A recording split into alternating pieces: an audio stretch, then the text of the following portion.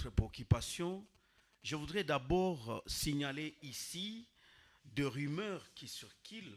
Chef de l'État, le message qu'il a adressé à la nation, sur le plan de la forme, bien sûr, et sur le plan du fond.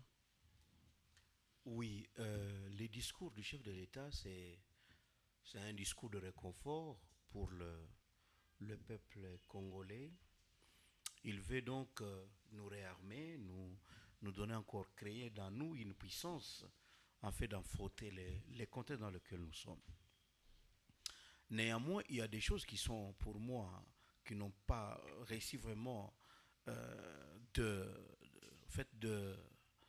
l'approbation, parce que c'est pas aujourd'hui qu'il devait réduire les trains de vie des institutions.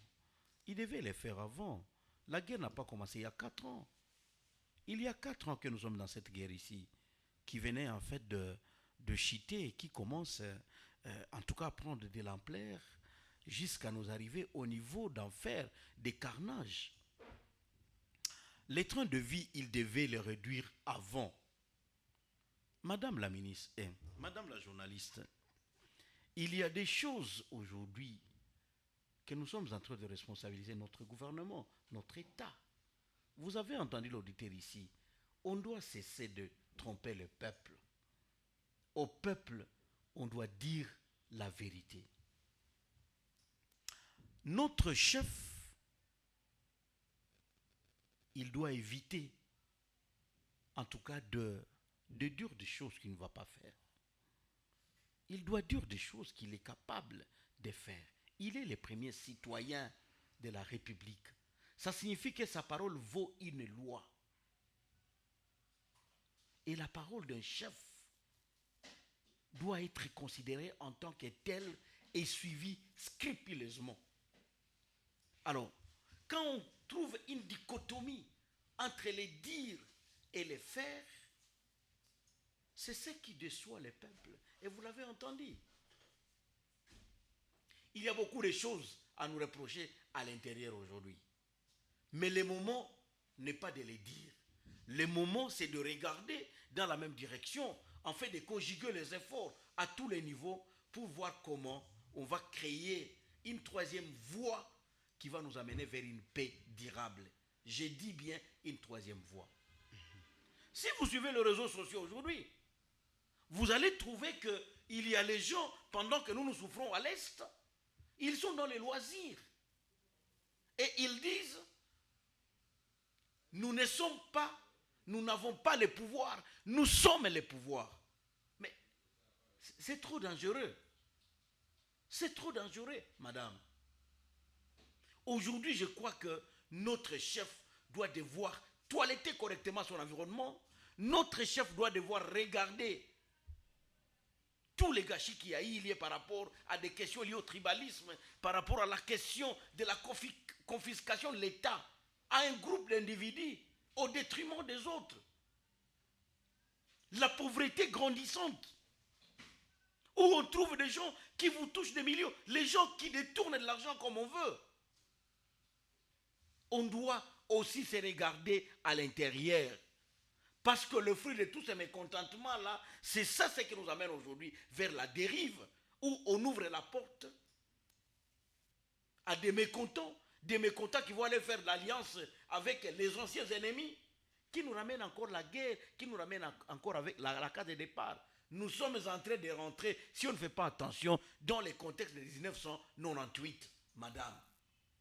Donc l'éternel recommencement. L'éternel recommencement. Et j'ai dit, si on doit continuer à accélérer, on doit continuer à penser qu'il faut faire des discours au lieu d'agir, nous rentrons dans le contexte de 1998. Et je vous dis, madame, en 98, l'ancien civil s'était bâti donc pendant 4 ans. De 98 en 2004, nous étions en train de nous battre jusqu'à arriver à obtenir forcément l'accord global inclusif, jusqu'à arriver à avoir la conscience de la transition, jusqu'à arriver à avoir le gouvernement de 1+4 qui nous amène en 2006 vers les élections. Ça ne va pas nous prendre moins de 20 ans si nous rentrons dans ces contextes-là. Parce que d'abord, on va rencontrer une population extrêmement appauvrie, une population sans considération, Une population dont les gouvernements ne tiennent même pas compte de leur valeur existentielle. Et à ces moments-là, ça devient, on va se demander, mais qui? Regarde aujourd'hui, madame. En 2012, le M23 prend Goma. Le gouverneur Julien Paloukou, il fuit, il vient ici, il est à Orchide. Les 48 heures après, le ministre Richard Mouyej est à Bukavu. Ok. Il consulte les gens, on développe un autre mécanisme social de mobilisation pour barrer la route au M23 de ne pas entrer dans la province Sud Kivu. Pour échanger et donner nos avis, donner notre diplomatie, donner nos réflexions. Mais aujourd'hui, qu'est-ce qui se passe? Même les gouverneurs communiquent moins.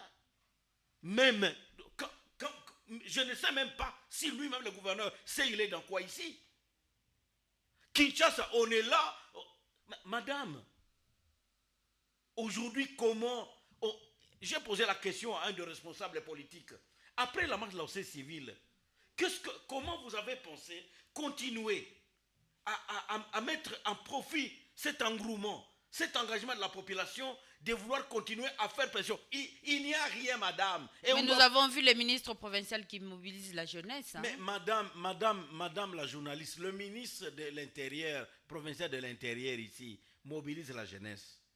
Mais s'il n'a pas un soutien matériel pour encadrer cette jeunesse et l'amener là où elle veut l'amener, vous pensez que ça ira où, cette démarche-là? Ça va être... Il est de bonne foi. Mais est-ce qu'il est soutenu? Je dois vous dire non. On nous dit aujourd'hui la loi de la programmation. Madame, cette loi existe il y a plus de 3-4 ans. Son application? Et que donc ici, ce sont d'être trop des gens qui parlent trop et qui agissent moins. Soyons une gouvernance de pragmatisme.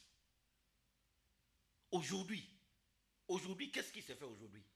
Qu'est-ce qui s'est fait localement ici? Rien.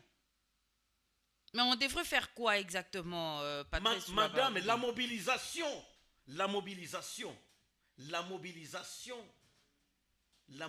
c'est une émanation d'une directive bien donnée du gouvernement.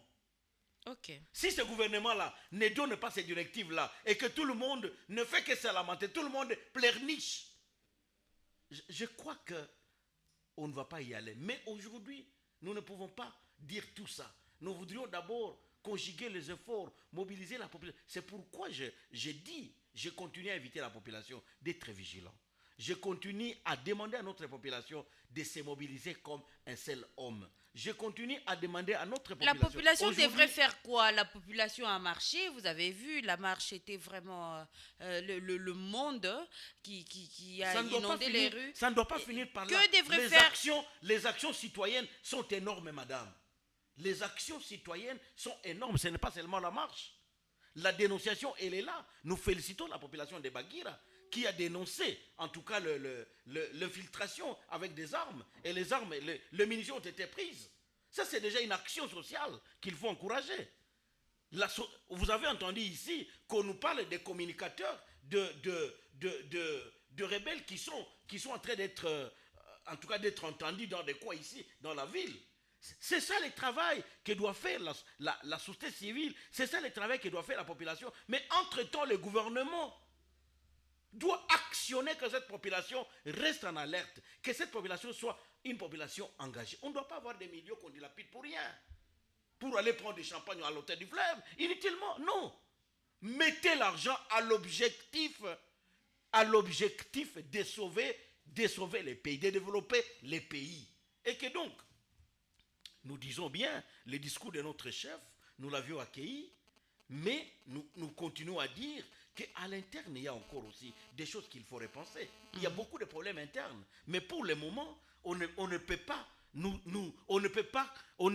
focaliser sur ce genre de problèmes. Okay. Pour ce moment, nous devons nous focaliser sur l'ennemi que nous avons, sur la guerre en face de nous, et développer des mécanismes avec l'appui de ce même gouvernement pour qu'ensemble nous puissions conjuguer les efforts chacun dans ses attributions. Ce qui doit faire la guerre sociale, comme nous les acteurs sociaux, nous faisons notre guerre sociale. Ce qui doit faire la guerre militaire, de leur côté, encadrer, outiller avec les outils nécessaires, encadrer, payer suffisamment, en tout cas de manière qu'ils se sentent être engagés et soutenus. Ce qui doit faire la diplomatie, ils doivent en faire de manière que nous soyons capables, tous ensemble, de mettre hors d'état de nuire l'ennemi qui est encore à la porte de notre pays pour nous agenouiller davantage. Moi, c'est ce que je voudrais dire par rapport à ce discours-là. Merci beaucoup, Maître Anissé Polé-Polé. Qu'est-ce que vous avez suivi le chef de l'État, son adresse